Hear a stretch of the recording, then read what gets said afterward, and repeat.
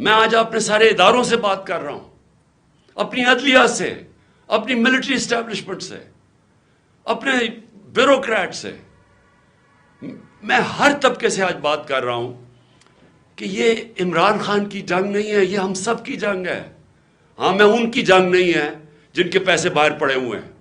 جن کی دولت باہر پڑی ہے، جو آتے ہیں پاکستان میں ڈیل کرتے ہیں، این آر او کرتے ہیں، پاکستان آ جاتے ہیں،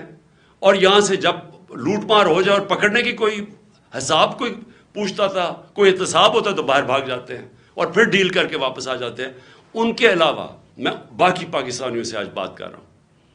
دیکھیں، ہم نے بڑے مشکل 8 مہینے گزارے ہیں۔ میں نے اس طرح، یہ میں بار بار کہتا ہوں، جو مجھے ایک آدمی نے جس طرح کی دشمنی کی ہے ہمارے ساتھ، ایک آدمی نے جس طرح کی دشمنی کی ہے، میں سمجھتا ہوں کہ میں نے 50 سال سے قوم مجھے جانتی ہے، مجھے کبھی اس طرح کا احساس نہیں ہوا جس طرح کہ ایسے کہ میں کوئی غدار ہوں ملک کا، کوئی ملک دشمن ہوں۔ اس طرح کہ ہمارے پر اور میری پارٹی کہ ہمارا قصور کیا تھا؟ ہمارا قصور یہ تھا کہ ہمیں ہٹا کے جو چوروں کا ٹولہ ہمارے اوپر مسلط کیا گیا وہ ہم قبول نہیں کر رہے تھے،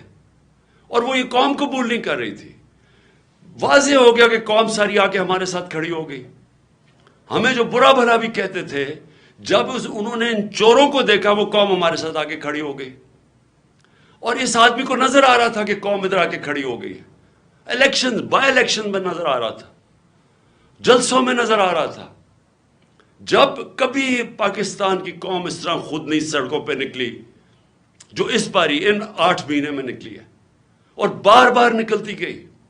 ایک پیغام دے رہی تھی، ساری قوم ایک پیغام دے رہی تھی کہ ہم ان چوروں کے ٹولے کو ہم نہیں قبول کرتے، یہ امپورٹڈ حکومت نامنظور ہے۔ ساری قوم پیغام دے رہی تھی، اور قوم